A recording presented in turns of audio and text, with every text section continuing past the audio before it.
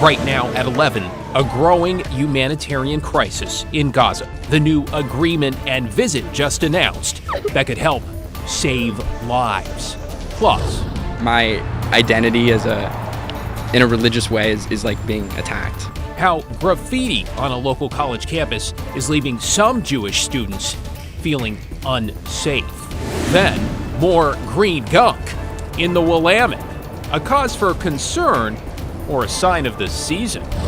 And escaping war for a home in Hillsborough. Says she's very happy, everybody's very welcoming and very helpful. The Oregonians who opened their hearts to give a family a fresh start. And we begin with new developments in the Israel-Hamas war. Thanks for joining us. I'm David Mulco. Tonight we have learned President Biden will arrive in Israel on Wednesday in a show of solidarity, the White House says, and also to help find a solution to that unfolding humanitarian crisis in Gaza. The president also plans to meet with Arab leaders and the Palestinian Authority president in Jordan. In Gaza, some 600,000 people have now fled to the south ahead of an expected ground offensive by Israeli troops to root out Hamas strongholds. And while the U.S. and Israel have agreed now to develop a plan to allow aid into civilians, we're learning that as the sun comes up Tuesday, Palestinians are now reporting an intense bombardment in southern sections of Gaza, including near Rafah, where the key border crossing to Egypt remains closed. NBC's Alice Barr has the latest.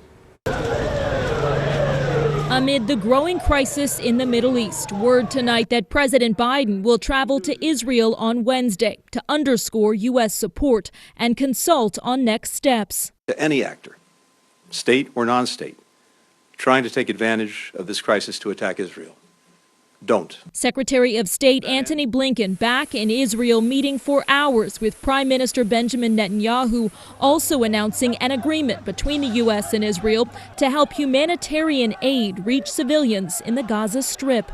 Including the possibility of creating areas to help keep civilians out of harm's way. That as the crowds and the desperation build at the still closed Rafah border crossing from Gaza into Egypt. Palestinian civilians with foreign passports, including hundreds of Americans, waiting for the gates to open to get out of the war zone and allow aid to flow in. The patients are screaming in pain. There is nothing to alleviate their suffering.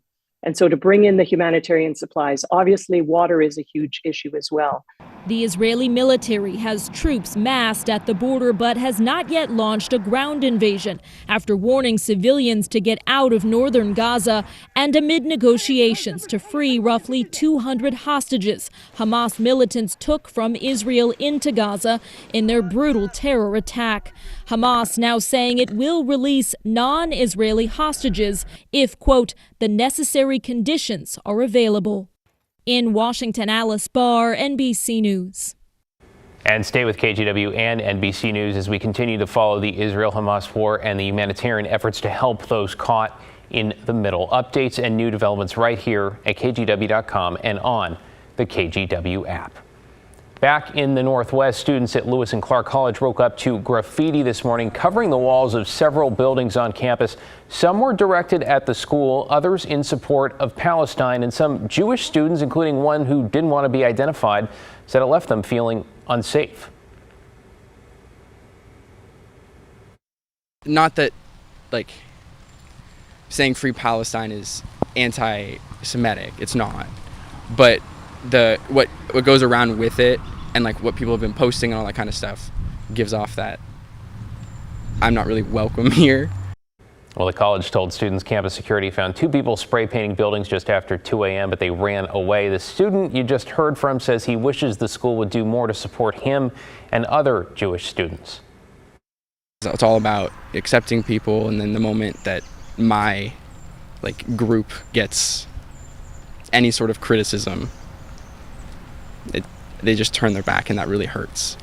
The college told students they are doing their best to expedite cleanup, but since there was so much of it, removing the graffiti is going to take some time.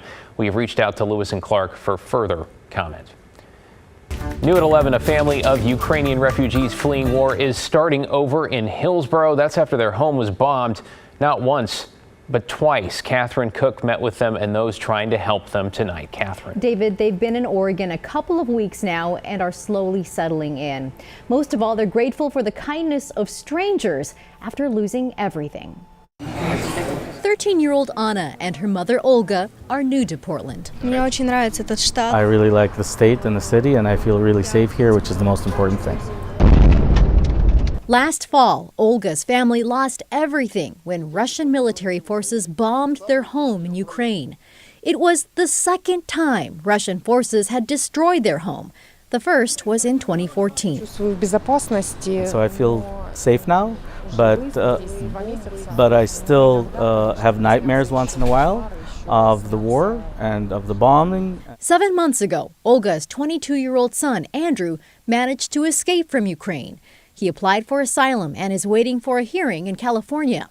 He arranged for his mother and sister to get a 2-year visa to enter the U.S. through the government's Uniting for Ukraine program. A couple weeks ago, Olga and Anna landed in Portland. Everything they owned fit into 4 bags. Seth Miller, a local volunteer, has been working with Andrew. He's helping his family settle in. I've been really proud of Oregon for all the things that we've been able to provide to them. Not only the generosity of Alex and being able to stay at the hotel, but also the Oregon Health Plan and the SNAP program to help with food. And then the schools have just been amazing. Seth reached out to his friend Alex Aginsky, who grew up in Kyiv. He owns a hotel in Hillsborough and is letting Olga and Anna stay there for free while they find their own place. And there's a lot of trauma that's happening around the world, unfortunately, and we should all be doing whatever we can to help the people that need the help. Leaving behind a nightmare to pursue the American dream. We would like to stay in this country, learn the language. I would like for my kids to learn the language as well, and then ultimately I'm an engineer by profession, so I'd love to be able to work in that profession. For Anna, it's all overwhelming in a good way. The fact that I live here and I'm surrounded by kind people. Even if they don't know us and they don't understand our situation, they want to help, which is amazing. Olga and her family say they're grateful for all the support they received so far. Seth has started a GoFundMe to help the family. They only have summer clothes now and will need to buy supplies. We've posted more information about fundraising efforts on KGW.com. David. Yeah, Oregonians leading by example. Catherine Cook reporting this evening. Thank you, Catherine. Meanwhile, a local charity is asking for your help finding temporary housing for refugees in the Portland area. Catholic Charity says it has resettled 247 people over the past year. They estimate far more in the next year, about 335. These are people from places like Ukraine, Afghanistan, the Central African Republic, and parts of Central America. Catholic Charity is now asking local property owners to consider offering spare rooms, available rental units, and homes for temporary housing. There's a lot of our refugees that have been in camps for 10 to 20 years, so they never had a stove, or they don't even know how to use a restroom or stuff like that. So even just providing that bed and that space for them to feel safe, that means a lot. Catholic Charity says it is looking for people who can help for 3 to 6 months. We have details for you in a related article. It's up right now at KGW.com. To get you caught up on tonight's other headlines now, teachers in Oregon's largest school district have started voting on whether to go on strike. If Portland teachers approve one, they would still have to give 10 days notice, meaning the earliest possible strike date would be October 30th. If they do strike, all PPS schools would be closed for as long as it lasts. The district says it will have some options available for people who rely on the schools for food and childcare. The teachers union has a final mediation meeting set with the district tomorrow. Oregon State Police say the driver accused of causing a crash that killed a family of 4 on Thursday is now expected to face criminal charges. The Rutledge family from Troutdale was traveling to Central Oregon to see the eclipse. Authorities say the driver crossed the center line on Highway 97 in Redmond, sideswiped a semi-truck, and then hit the family in their SUV. The parents, Gary and Michelle, their 2 teenagers, Kate and Ryan, were all killed. The driver has not been publicly identified but was taken to the hospital with serious injuries. And in Aloha, 8 people are under arrest as part of an ongoing drug investigation. The sheriff's office there says they are all in connection to a suspected drug house. That investigation on thieves in place is ongoing. Meanwhile, authorities in Washington County say neighbors have called more than 60 times this year with complaints about that home. I've lost sleep.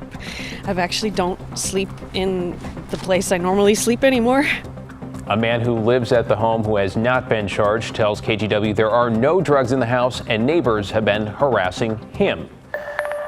Residents in a southeast Portland apartment complex are feeling trapped after both their elevators were knocked out of order. A fire broke out at the Selwood Center apartments last Monday night, and the water from the sprinkler system flooded the elevators. That means many residents who live in the complex, especially seniors, haven't been able to leave their apartments in a week.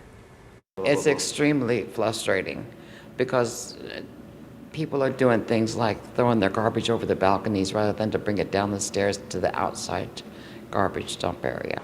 Wow, we have reached out to the managers who run the complex. We have not yet heard back. No word on how long repairs could take.